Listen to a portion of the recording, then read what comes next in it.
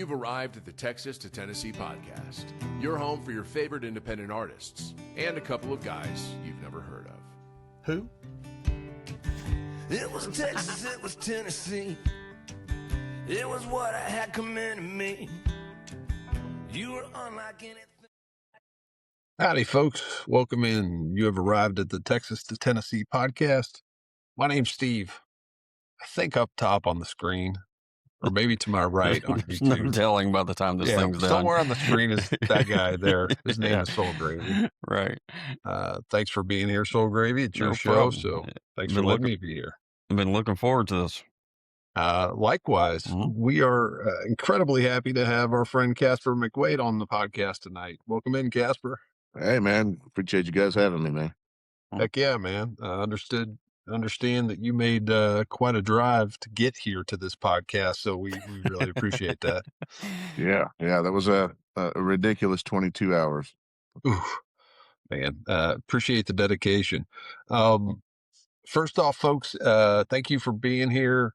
If you see us on Facebook, say hi.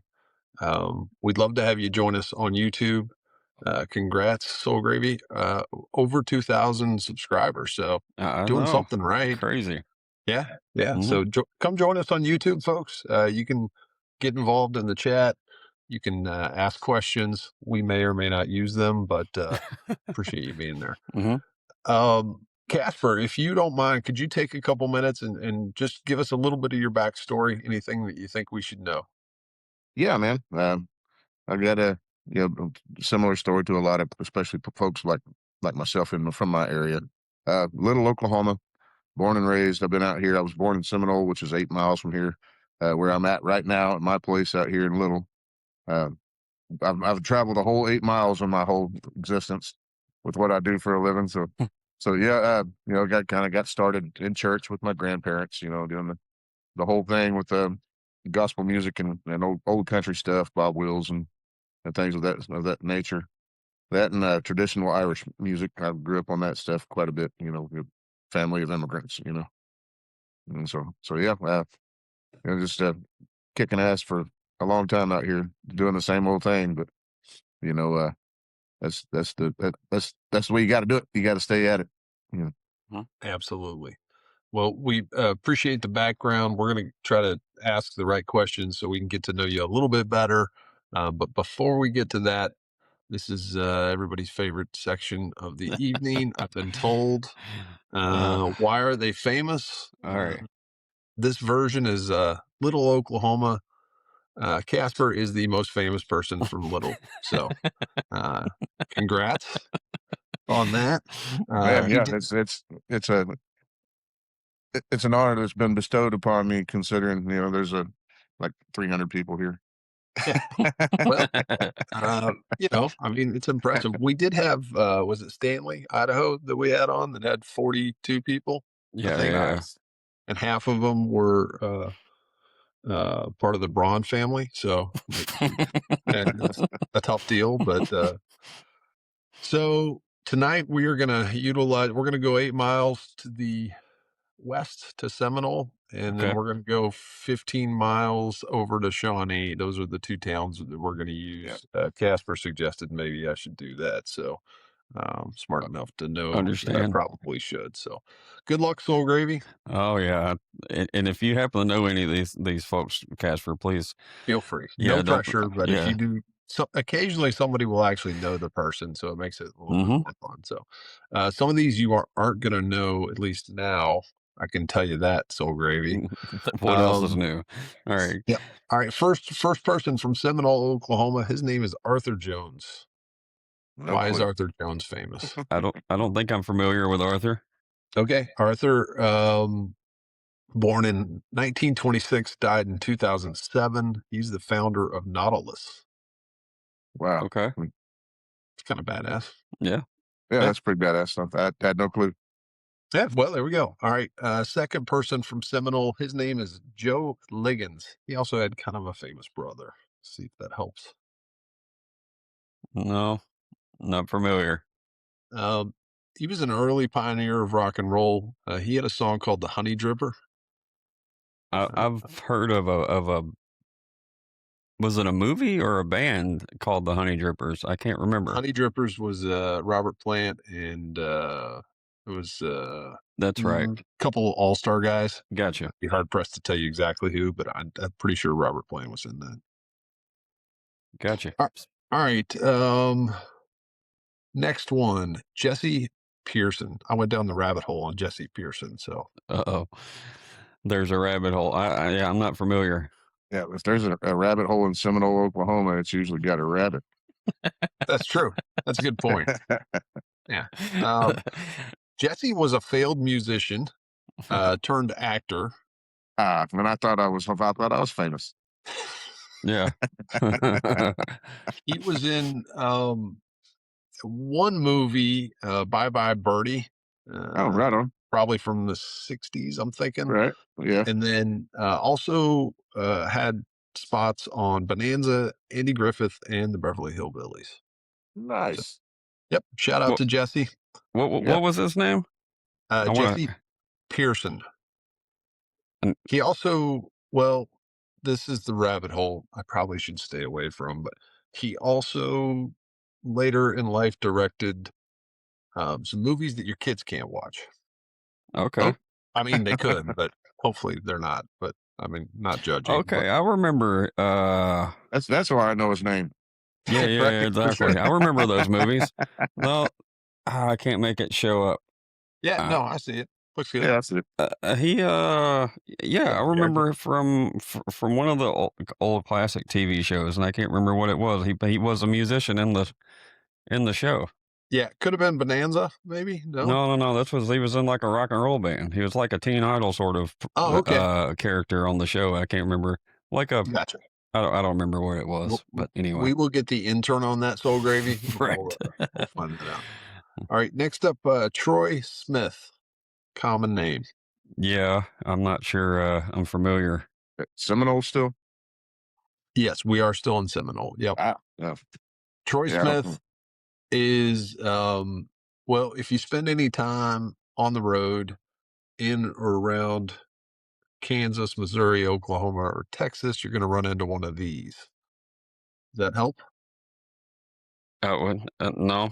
He's the founder of Sonic Drive-In. Oh yeah. Okay. Yeah. So. I was misinformed and was told he was from Shawnee. Well, so I think he was born in Seminole. I think he did live, according to my research, in Shawnee, but he was born in Seminole. So shout out to there's more to that. There's the original first drive-in that he and a partner had. It's still in Shawnee, still open today. It's called the Brown Derby. And that's where a lot of folks go, for their 50s nights and whatever, their hot rods, and go pull into the drive-in. And super cool. Mm-hmm. Yeah, I'm down with that. Is it anywhere? This may be a stupid question, but is it anywhere near Route 66? I mean, everything here is near Route 66. Okay, all right. We're within a few miles. I got you. Okay. And it was Andy Griffith was the show that he was on. Okay. As a rock and roll. Right. That makes us feel better. Yep. All right. Jesse Mashburn. This one's going to be tough. Yeah, I don't think so. I don't think I'm familiar with his work. Jesse won a gold medal in the 1956 Olympics. He was on the 4x100 team. So shout out to Jesse. Jesse's fast. All right, here we go. You're going to start doing better, I think. Okay. Shawnee, Oklahoma, 15 miles away. Also, I didn't mention Soul Gravy because I know you're a Turnpike fan, but Okima's 25 minutes to the east, I think. Is that right? Yeah. Okay. I didn't intentionally wear the Turnpike shirt tonight, but it worked out. Played. Yeah, for sure. That worked out well. All right. This gentleman's name's Brad Pitt. I'm familiar with Brad Pitt. Yeah. He was born. I know he spent a lot of time in Missouri, but he was born in Shawnee. Okay. Shawnee Medical Center, to be specific. Martha Lillard. I recognize that name, but I'm not familiar with who she is. All right. Well, this is a little bit obscure, but she was a polio survivor, best known for being the last person living in the iron lung. If you've ever seen the iron lung. I believe I have. I hadn't seen that one. Well, it's this huge machine that attaches and allows you to breathe, but it's iron. Oh, So okay. you're Yeah. not Yeah. going, I got you. yeah, you're not going anywhere with it. All right. Um, Patrick Cobb's Soul Gravy. Damn. No, I'm not familiar. No. He's a running back, played for the Dolphins. I think he Oh. played at the University of Oklahoma as well. All right. Leroy Gordon Cooper. Does he have Everybody that's been around Shawnee's going to know who Gordon Cooper is. That's one of the biggest names in the town, and most so many different. There's a Gordon Cooper. You know, the whole areas. Everything is Gordon Cooper. So Okay. yeah. Do you want to? Yeah, I'm Soul not Gravy, familiar. would you like to so phone a friend? yeah, I'd like to ask Casper who he is. I couldn't tell you exactly who he is, but I believe it has something to do with outer space. Yes, he Okay. was one of the original Mercury 7 astronauts. So Yeah. here's another one. Does that have anything to do with Sonic? The name Sonic? I don't believe it does. Probably not. Just coincidence. I can Okay. make that connection, but whatever. All right. It's a small area. Yeah, you never know, right? Right. It is pretty small. Yeah. The next one, I had to do a little research because I was not familiar, but Jeremy Dawson and Gregory Chad Petrie. Yeah. They are the shiny toy guns. There you go. Yeah. Okay. All right. I know them both personally. Oh, do you? All right, Yeah. cool. Yeah. I had not heard their music until today. Well, and he's got Chad has an older brother named Steve Petrie, and back in the early '90s, they had a pop group called PC Quest, and they were on MTV and a bunch of different things. So yeah, they were kind of famous as children, and then they kept on doing, started into, of course, the '90s scene started happening, and Chad was my age, and so started doing alternative kind of stuff and grunge. Yeah, I don't know how I would describe Shiny Toy Guns. I think it's one of those that you'd have to just go listen to because I don't. It's not in my repertoire to describe what it is because it's super unique. Yeah, that's different. Yeah, Jeremy was always that really unique kid, a keyboard player and all into the electronica stuff, and Yeah. And Chad's a really really talented guitarist and vocalist and songwriter. That's awesome. Yeah. All right. Very cool. Yeah, I love we when of course we joke with them and call them the Shawnee Toy Guns. I mean, it kind of makes sense. It's really close, right? Yeah. All right. Soul Gravy, I got faith in you on this one. Wade Hayes. Oh yeah, I remember Wade was or I'm sure it still is, but had some hits in the '90s in country music. Shout out to Wade. I was trying to remember if the songs, but I would be wrong. So yeah, I didn't go down. Old enough to know better. That's what I was. Yes, okay.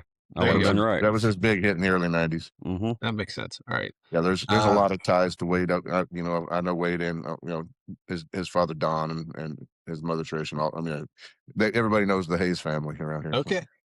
Yeah, very cool. Mm-hmm. Brewster Higley, maybe my favorite name of the evening.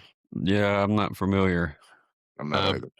Brewster was a homesteader, if that gives you a clue. But he also was a doctor and a poet of one of the most famous songs, at least in these parts, Home on the Range. Really? Okay. Yeah. So shout out to Brewster. I learned something. I'm going to be super disappointed if you don't get this one. Creed Humphrey. Creed is a football player. He plays for the Kansas City Chiefs. He does. That happens to be Soul Gravy's favorite team. Right. So he was the pride of Shawnee High School. I'm trying to remember where he went to college. I was Oklahoma University. OU. Yeah. Did he? Okay. I think he played center, right? Mm-hmm. Yeah. He's still yeah. Yeah, he's badass. All right. 3 more. You're gonna get one of them. There's a chance you're definitely not gonna get one of them. Okay. And you might get one of them. All right. Okay. So Ross Porter. I don't think I'm familiar with him. Ross Porter was a long time sidekick of Vin Scully. He was the announcer for the Dodgers. So if you ever listen to any Dodgers That was baseball? I was a Jack Buck guy. I didn't get to listen to him, but he still he was you still knew how important he was. Yep.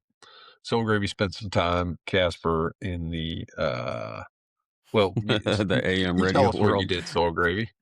Well, yeah, I was in high school. I did played the commercials for all the St. Louis Cardinals baseball games, and that was when Jack Buck and Mike Shannon were still on the call. And I was not a baseball fan, but after hearing Jack and Mike do those things, and it was the McGuire Sosa chase years, so I became a baseball fan at that point in time because I had to listen to 182 games or whatever the hell it is. So Yeah, I love playing baseball, but I can't stand watching or listen to it. Yeah, it's the most boring sport to watch or listen to. Well, it's that golf stuff. Yeah, but that time period, I'd rather golf blindfolded than to watch baseball. During that time period, it was more exciting just because of what was going on and how big of a deal it was in the sports world in general. But it was juiced. Yeah, definitely. Yeah. All right. Robert Reed, Soul Gravy. Who is Robert Reed? I'm not sure. Does the name Mike Brady help? Yeah. So was he the actor that played Mike Brady? Yep. He attended Woodrow Wilson Grade School in Shawnee. I don't know where he was born because I didn't go down that rabbit hole, but shout out to Mike Brady. All right. Last, definitely not least, Uh-oh. Jim Thorpe. Jim was he was a baseball player, was he not? I don't remember. He was everything. He was a pro football, baseball, basketball. I think he was in the Olympics, running around with one shoe. He actually was born on the eastern edge of Potawatomi County, but called Shawnee his home. So shout out to Jim Thorpe. All folks, right. There's a few more. Oh, okay. I was kind of surprised that you didn't get, especially one of these. Yeah. One of them is very close ties to Wade Hayes. He's the one that took Wade with him out to Nashville when Wade was discovered. And he's one of my favorite songwriters of all time. He's still kicking, and he's had like 14 number ones on the Texas charts. And a fellow named Jamie Richards. Oh yeah. I did not know he was from. Okay. He is. He and I have a lot in common. We've written a few together, but his birthday's actually the day before mine. Oh, and, nice. We've got a ton in common.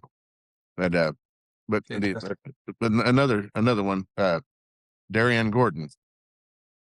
He was there's a big sign when you pull into, or there used to be, if the tornado didn't wipe it out. Another another NFL Chargers. football player. Yeah, Raiders and Chargers.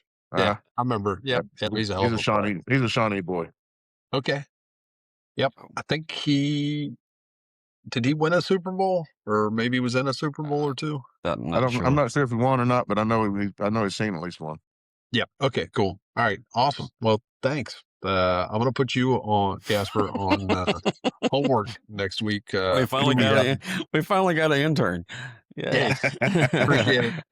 Well, Casper, thanks so much for allowing us to do that section. We're going to now spend a little bit of time getting to know you a little bit better.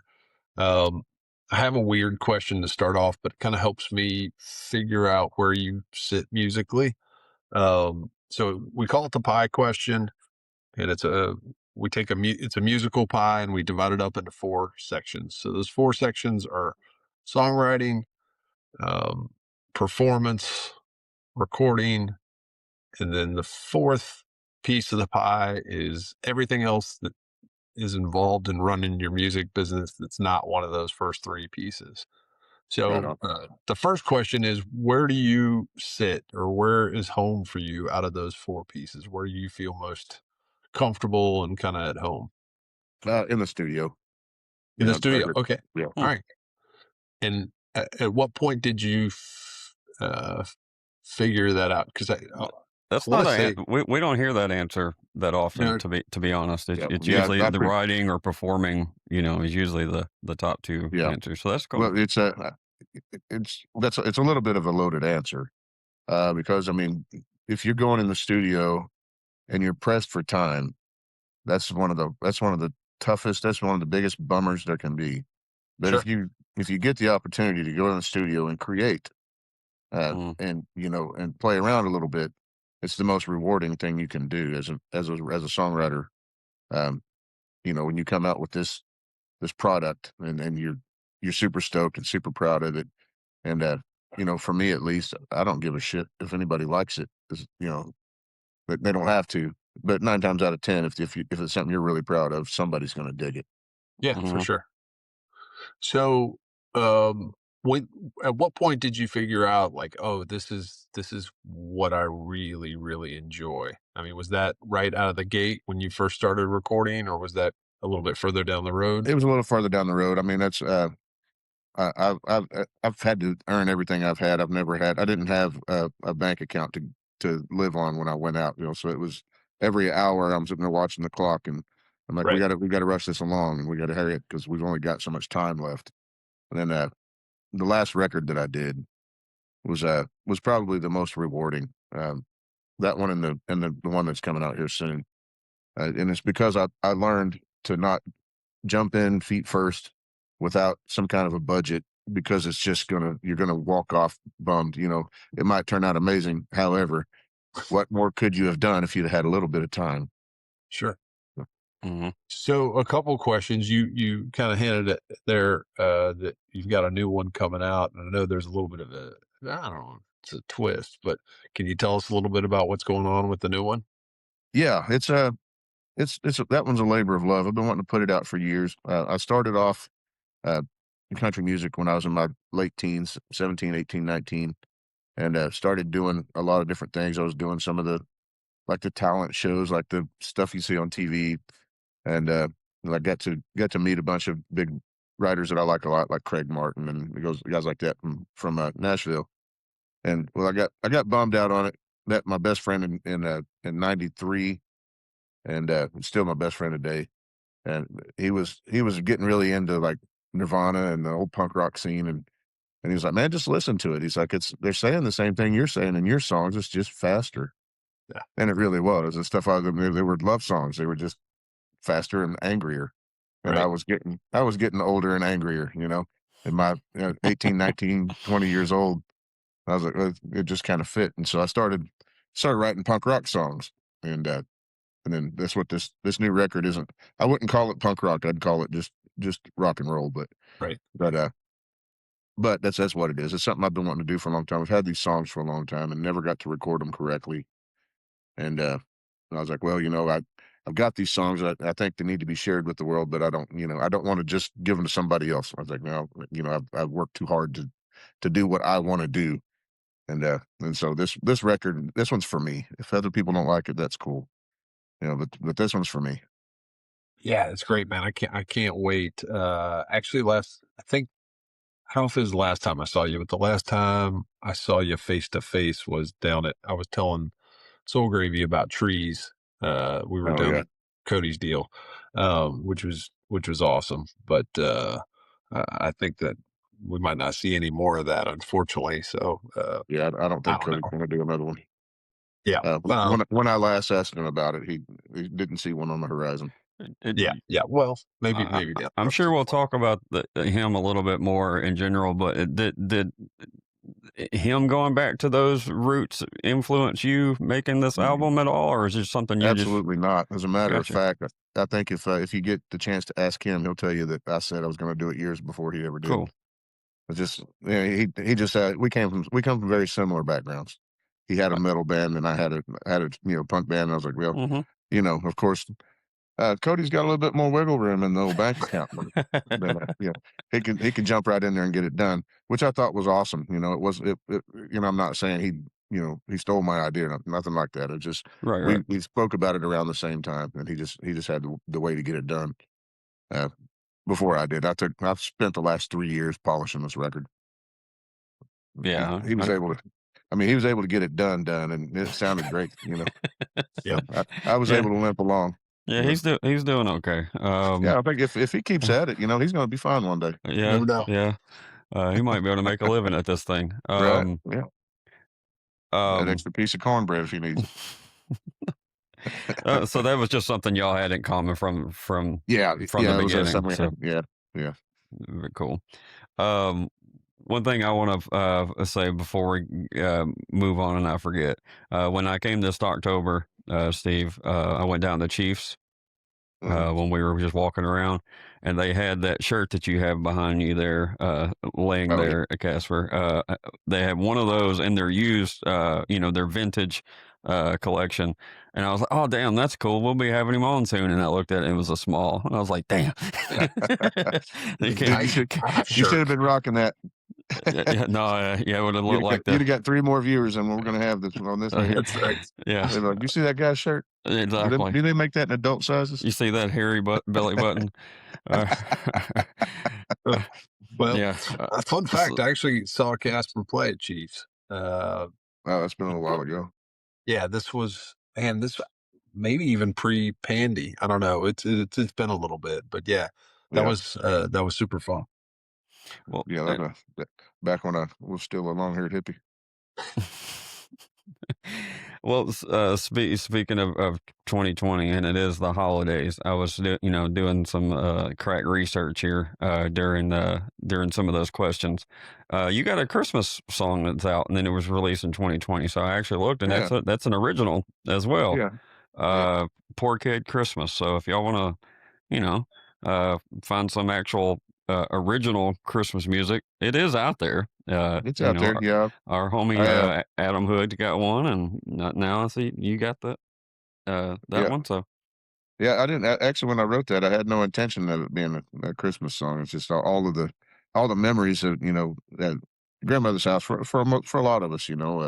That's Hub Central. That's family. That's family central, where everybody went, and and usually when the matriarch is gone, that whole unit's gone. And so we were sitting around one day, and I was talking about it, and I sat down and I was writing about all the stuff. We were dirt broke, man, and we didn't have anything. But when we went to grandma for Christmas, everybody had something.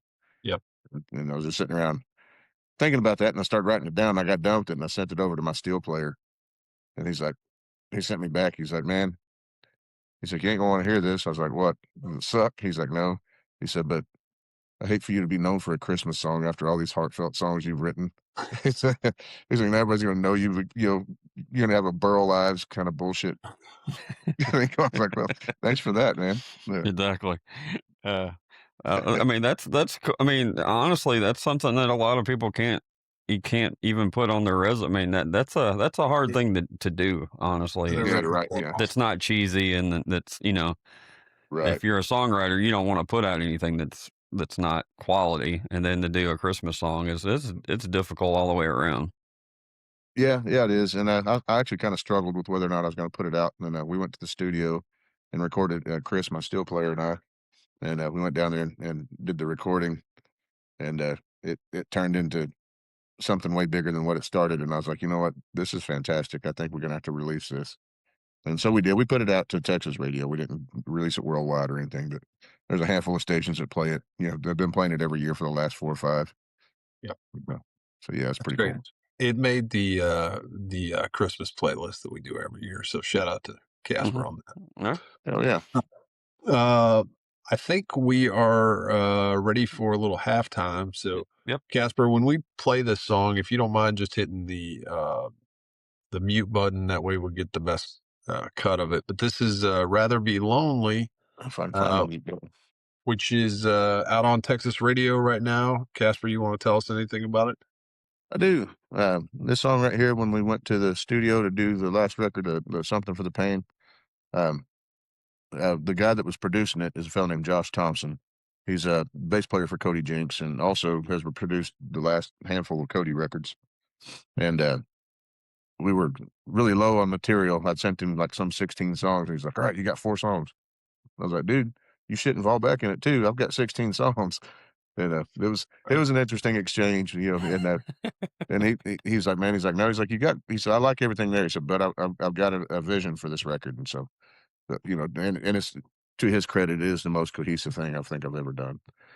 But that song was written right before we went in the studio. I was like, I've got to write something right now. And I kind of had the idea on the back burner.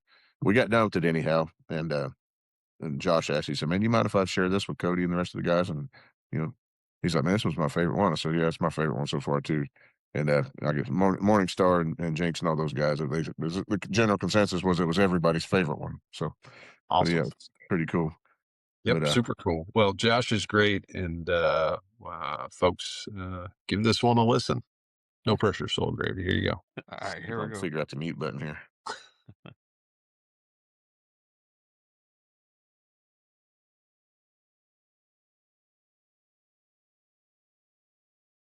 Well, I'm what's left when good guys lose. You can't say that I don't care when you know damn well I do. It took years to walk away from the hell you put me through, but I'd rather be lonely than lied to.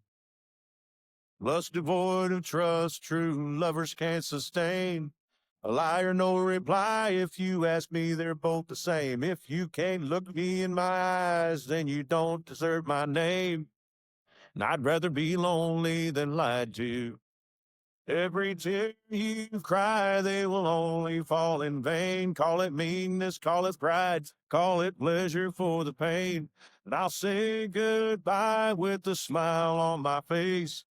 Finally, I'll wash my hands of you. I'd rather be lonely. Whoa.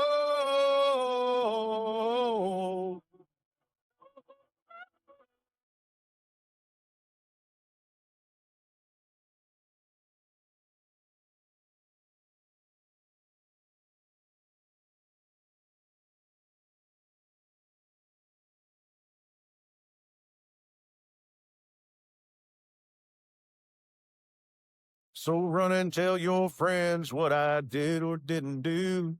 But you and me and God, we all know what isn't true. To make a devil out of me won't make an angel out of you. Yeah, I'd rather be lonely than lied to.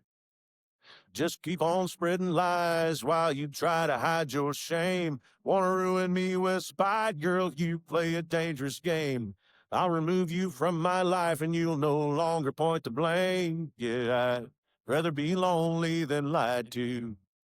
Every tear you cry, they will only fall in vain. Call it meanness, call it pride, call it pleasure for the pain.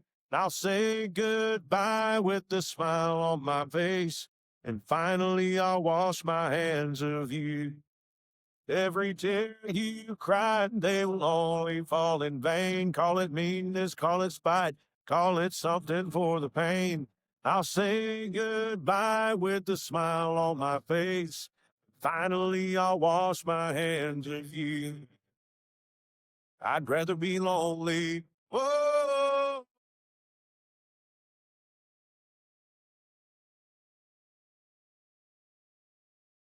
Whoa.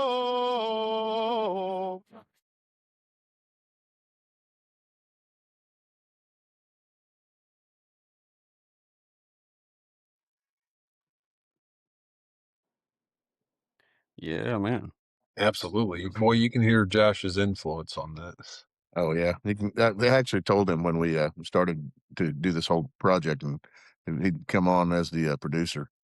I said, man, whatever you do, don't jinx me. I said, that's all I need is to put out a record that sounds like Cody Jinks, and everybody's on my ass about, you're ripping off Jinks or whatever, No, that was tasteful. Yeah. But I mean, as somebody who has, spent a little bit of time with Cody's stuff, yeah, you could hear Josh's influence. Oh yeah, there's definitely an influence on it. Yeah, but Yeah. if you play that record next, up beside anything I put out prior, there's a definite difference. No question. No question. Was that intentional? I'm gonna guess it was on Josh's end, not necessarily on mine. You were just going in with I just went in with my trusting his songs ears. and trusting. He's the guy with platinum records on his wall. I was like, yeah. Apparently, you know a little bit more about it than I do. So let's definitely move get with you it. moving. That's for sure. Right. Mhm. Well, And the majority of the record is that way. There's only one or two like super slow songs, and which is a little bit outside of my comfort zone. I write slow, sad country songs most of the time, And but it sure makes a difference on the live performance. We do that new record, and it's a whole different deal. You get the dance hall crowd, you get the rowdy people off from the back. Maybe some of them you didn't want there so much. Understand. Well, there's something also to be said about, I mean, there's not a lot of independent guys running around with platinum stuff on their wall. So, I mean, that makes Exactly. Yeah. it more impressive. So, I do want to know when people come up to you. So you have a great voice, and it's pretty unique. But I'm curious. Over the years, people will come up to you, I'm sure, at the merch booth and be like, "Hey, man, I love your voice. You remind me of fill in the blank." Oh my So, God, man, there's been so many, and most of them I just don't get it. I had a guy come up and said, "Man, you sound just like Toby Keith." I was like, "You've never heard Toby Keith, have you?" no, haven't really, not really. I was like, "That doesn't sound at all." And I've been told that I had a guy told me once that I sounded like Bruce Springsteen, and I was like, I take offense to that. Get the hell out of here with that. Wow. What are you listening to? But yeah, it's I get it all the time, and I get Jinks a lot, which is if we did a duet together, and if I'm being honest, when we first got it back, he and I both looked at each other like, which one of us is that singing right there?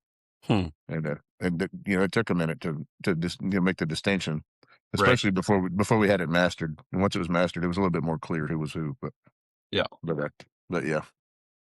Yeah, that was I mean, a great cover to pick, but also that's there my was a favorite charitable Alice in aspect Chains. to that too, right? I'm sorry. What'd you say? I didn't mean to walk over you on that. Oh, no, it's all right. I just said there was a great selection. Obviously, you guys both fit that one really well, but there was also a charitable aspect to that song as well. Can you talk a little bit about that? Absolutely, man. It's one of my favorite things to talk about. Is we've got to help a lot of people through doing that song, and of course, if I'd have put it out by myself, it might have done a little something, but it wasn't going to do what it's going to do with Jinx on it. And I'll go to my grave saying thank you to Cody for doing that. But it's benefits to MAPS project, which is Military Assistance Program. And Awesome. so there's it's the branch that we went through was through Louisiana. I know some of those guys personally, and everybody's wounded veterans and family of folks who didn't come home, and things like that. And so I come from a very military family, and so those things are very dear to me. Sure. And if you watch the video, it gives you the link to donate at the end. But there's actually Jinx's grandfather, my grandfather. There's a bunch of we had a lot of people. It was a lot of fun because we're like, hey, send us your veterans, and my sister's in it, and which is one of my favorite veterans. Yep. We're what they call Irish twins. We're 11 months apart. Okay. And so we grew up real close, and she's an Army veteran, and my grandfather was a Marine Corps, and I made the mistake one time of saying that at the dinner table when he was still with us. When I was a kid, and I grew up with my grandparents, I had a friend over, and I said, "Yeah, my grandpa used to be a Marine."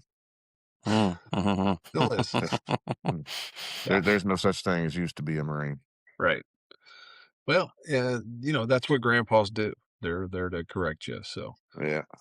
I do want to ask about the Irish band because I don't know if everybody knows about the Irish band, but I know a little bit about it. But I'd like to hear you talk about it. Yeah, man, that's one of my guilty pleasures, man. I grew up with the listening to the old, the Dubliners and the Clancy brothers, and in the '60s that was, of course, I was born in the '70s, but in the '60s that was huge, and like I said, I've got Irish and Scottish on both sides, and so I've been listening to that my whole life, and so it's a guilty pleasure. I'll go in here and there and do nothing but traditional Irish songs at some Irish pub just because, but we tour it once a year. We do 7 Drunken Nights tour, March 11th through the 17th. 7 nights up to St. Patrick's Day. Yep, Ides of March. And there's 4 or 5 of us on stage in kilts playing nothing but traditional Irish music, slinging beer mugs, and but it's called Rebels Devils, and we put a record out last year, very very DIY, very like it should be with trad music, right? And but it is absolutely don't play it for the kids. There's parental advisory stickers. That should just be the whole album cover, just a parental advisory sticker. Yeah, right. Yeah. So yeah, it's a ton of fun, but it's a guilty pleasure. All right. So if these shows typically, when you say you tour it, where are we doing the Irish show in general at? It's all over the U.S. I mean, it varies. We don't usually do the same venue. Okay. Twice, but we have the last couple of years on the 16th and 17th. We've ended up in Clinton, Wisconsin, and a place called Boxcars up there, and it's a lot of fun. But these shows usually they'll sell out, because it's something we only do once a year. Pretty something unique. so different, and it's just so much fun. Everything's super upbeat, and it's half comedy and half music. Awesome. Well, thanks for sharing.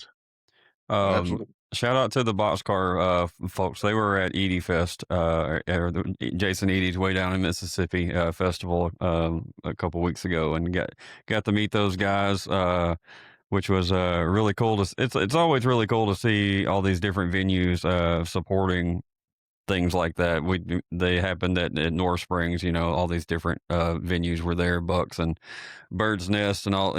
That's really cool to see, and it was good to meet them.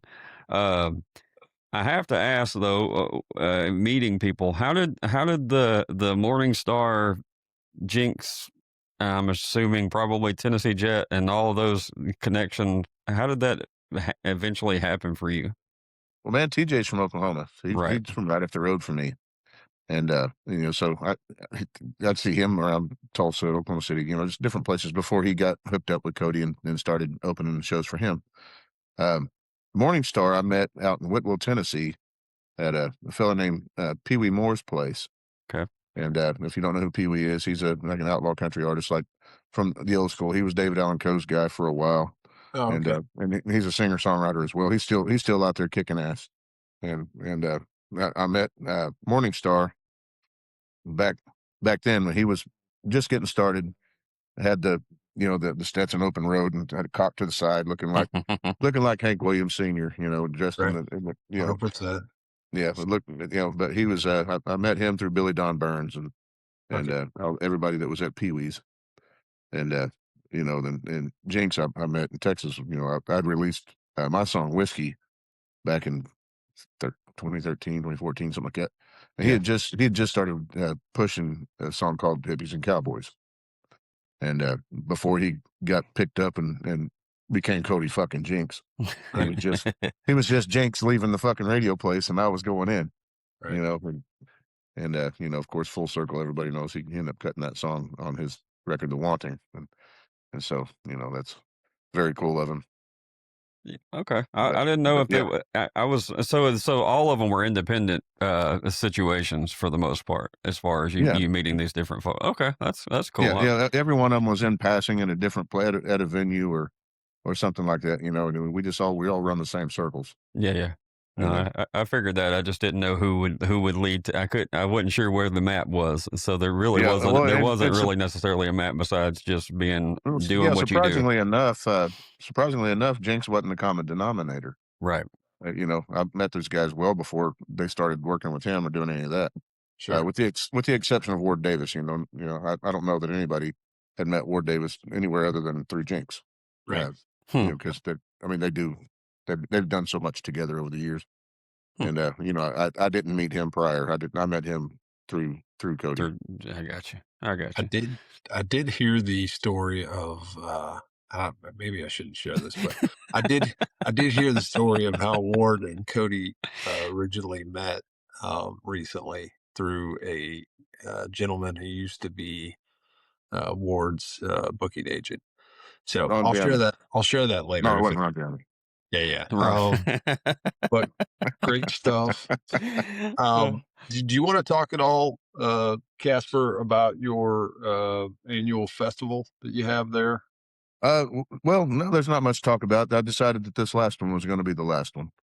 Okay. Well, all right, there we go. I'll still end up doing something out here, but it won't be Spurgeon Palooza. I was doing that for years in honor of my best friend who was killed, and I did it for 10 years, and Yeah. It turned into something like everything does over time. It turned into something that wasn't, it was completely away from the point of what it was supposed to be.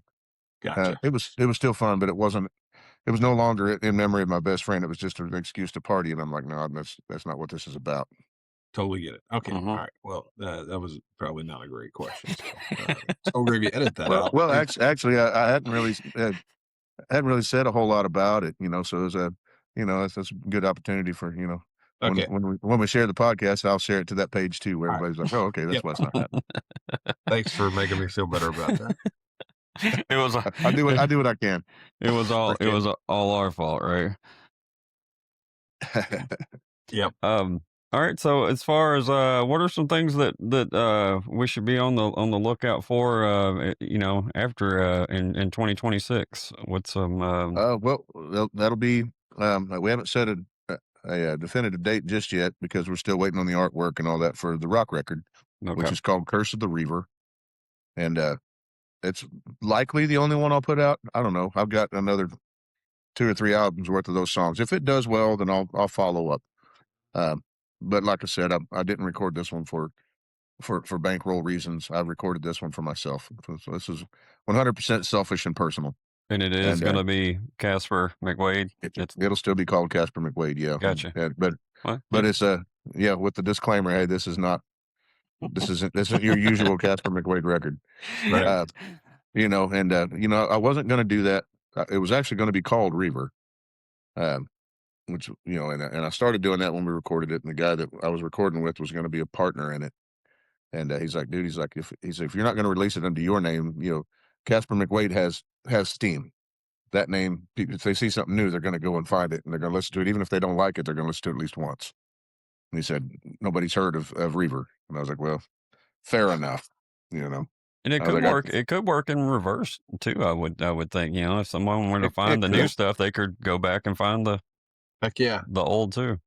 Yeah, I mean it could, but after I'd told him I would, we started getting everything moving, and so I was like, you know what?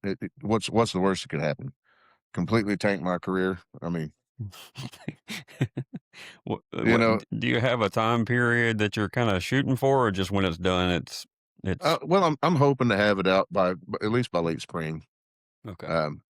That's my hope and prayer. I've got the guy that's doing the artwork is very, very well noted. He's a fantastic artist. And he actually did a sketch of me, the most lifelike sketch I've ever seen in my life, filling in Isaac Denton. And I reached out to him to do this album work because I was like, if I'm going to put out a rock record, I want this art to be just as iconic as, you remember the stuff from the 70s, like Heavy Metal Magazine. And you got like all of this badass barbarians with swords and, big tit chicks riding dragons. Right. I was like, dude, yeah. I was like, let's go big, So, not necessarily on the boobs, but we're gonna go big anyway. I mean, whatever works. But so I met Isaac at North Springs. Yeah, he's an East Tennessee guy. Yeah, he lives in North Mississippi. He's basically a Memphis fella. So this is the first time This is the first time I've told anybody that he's doing the artwork on it. Oh, okay. All kind of breaking news shit going on here. Yeah, boy, it is. He was.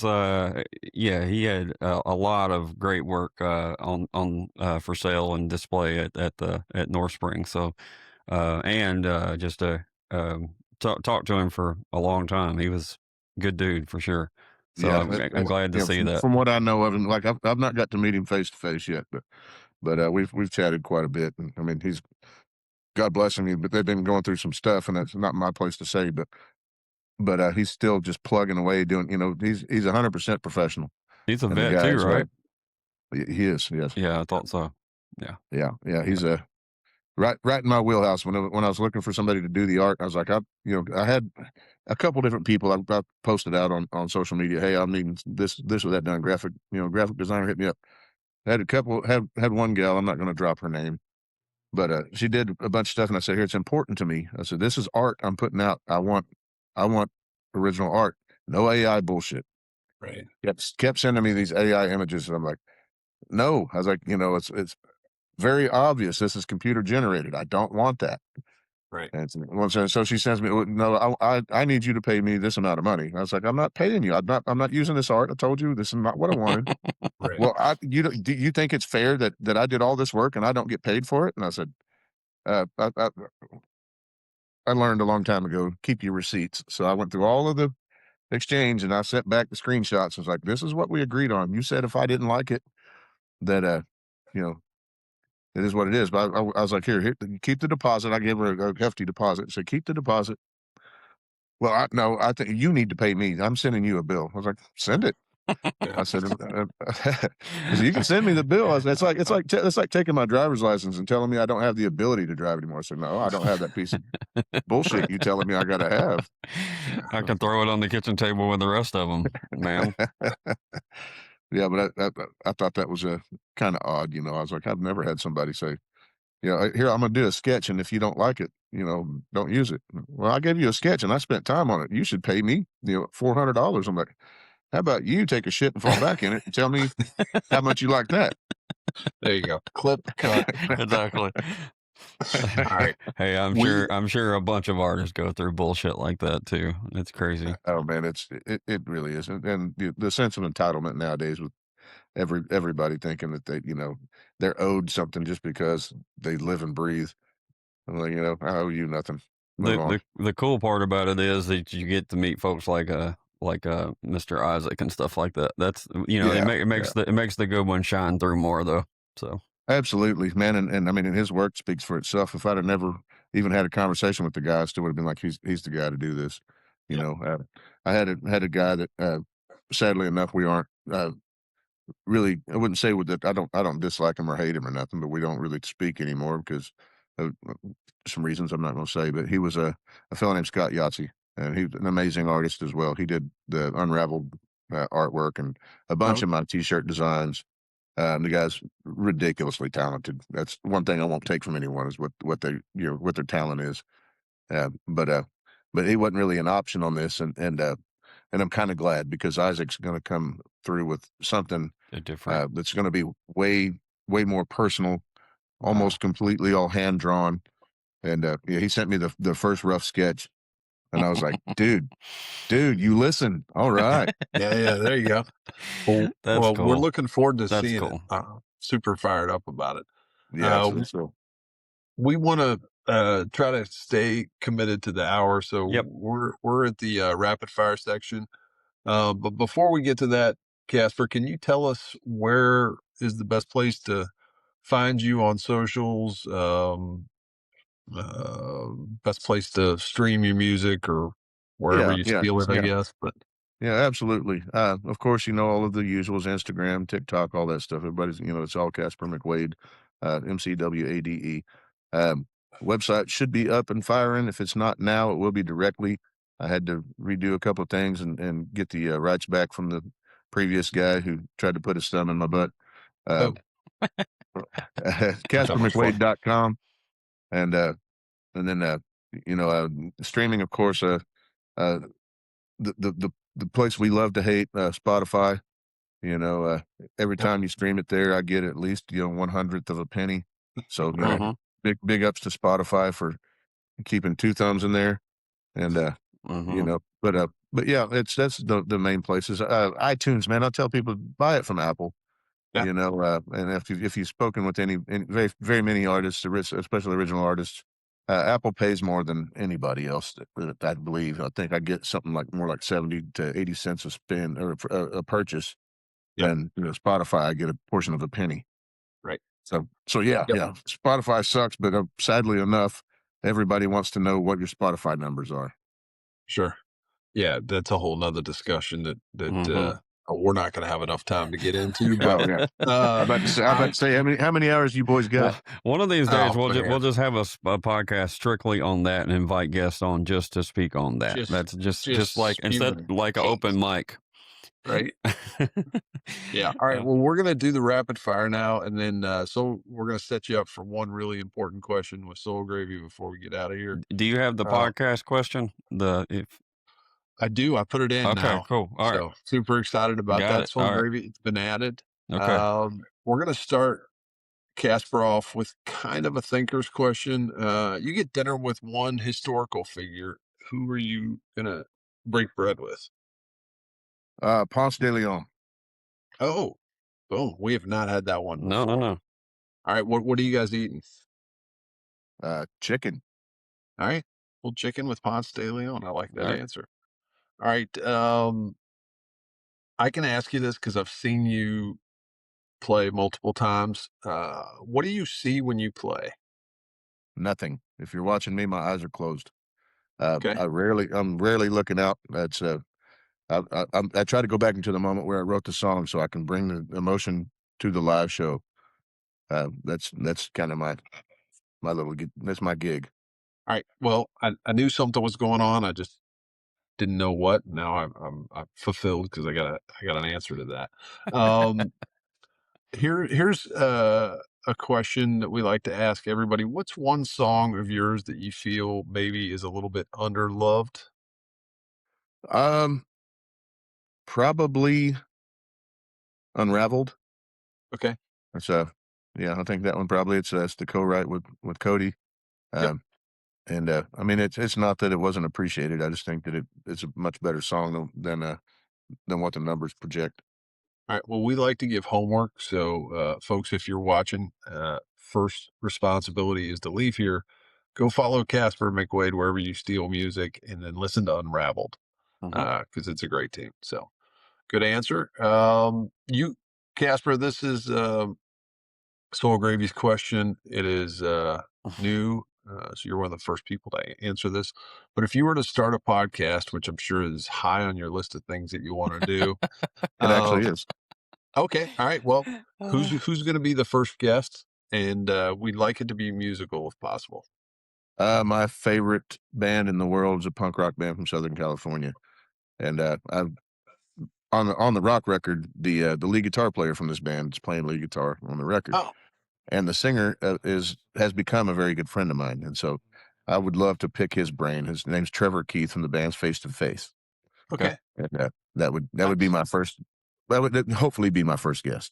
Yeah. All right. Well, we speak these things into existence. One of the things that I notice just from trying to pay attention, you have some really interesting pockets of places that you tour. Um, Everybody has their own strategy, but is there anything maybe that you could share about these pockets that you've built? Absolutely, I have no strategy, and it's just I mean, play anywhere you can. You know, if somebody's actually listening, even if it's 5 people, you should be fucking thankful because not everybody can get that. And so I go where people appreciate me, and if I've been there once and it was cool, I'm coming back. You're going back. All right. Nice. Well, it is interesting to kind of look at those things, and I'm always curious where people are playing. So, um, speaking of places to play, bucket list venue. Let's say one in the state of Oklahoma and one outside the state of Oklahoma. I don't have one in Oklahoma. It used to be the Canes Ballroom, but I've done that. Yep. And so that was my bucket list there. Okay. There's not really anything else that I give a shit to do. I mean, don't get me wrong, I love Oklahoma, but Sure. I've already kind of hit the pinnacle there. Elsewhere, probably Green Hall. I've not done it yet down in Texas, and so it's not that it's super unobtainable. It's just I haven't done it. Just haven't had a chance. All right. Cool. First concert you attended, and then first concert you paid your own money to go see. First concert I attended was with my best friend. Grant was my drummer for 30 years, and we went and saw a band called Sponge in the early 90s. Okay. They had a song called Molly, 16 Candles. Was the big hit. 16 So I got to go see them. Yeah, I got to see them at the what the hell was that? Anyway, in Oklahoma City, Diamond Ballroom is where it was. Oh, okay. Yeah. All right. Nice. I think the last question I want to ask, if you could put your music into any movie or soundtrack or TV show, which one would you choose? Boondock Saints 3. Okay, there you go. It's coming soon. I need to get a hold of my buddy Sean Patrick Flannery and tell him to tell Fox or whoever's got the rights that they need to put my Let's shit make in the this movie. happen. Yeah, for sure. Yeah. All right, great answer. All All right, right. Tolger, it's all yours. All right. This started as a joke on episode 1, and now is still rolling. So it's a very important, hard-hitting question, Casper. So we all want to know, what's your favorite Little Debbie snack? Oh man. I don't know. I don't eat sweets, but I guess if it was anything, it would have been what? Well, it probably wasn't Little Debbie, was it? Ho Hos. No, I don't think That's so. Hostess. I mean, that's Hostess. That's yeah. fine. That's okay. It doesn't matter. I mean, Little Debbie you ain't sponsored got us yet. Ho-Hos Either. and Ding Dongs. It sounded like a party to me. Yeah, for sure. Well, part of our deal is figuring out, we get to talk to folks all over the country, and we try to figure out where the barrier line is for It is odd. Hostess and Little Debbie, because they definitely are in competition. So Yep. Also still waiting on a sponsor from either one of those, but Definitely. folks, thank you so much for joining tonight, Casper. We really appreciate you taking time. I know you made a long drive to get here, and thanks for doing it. Absolutely, man. Appreciate you guys. Keep kicking ass. Thanks, man. Appreciate it. All right. See y'all.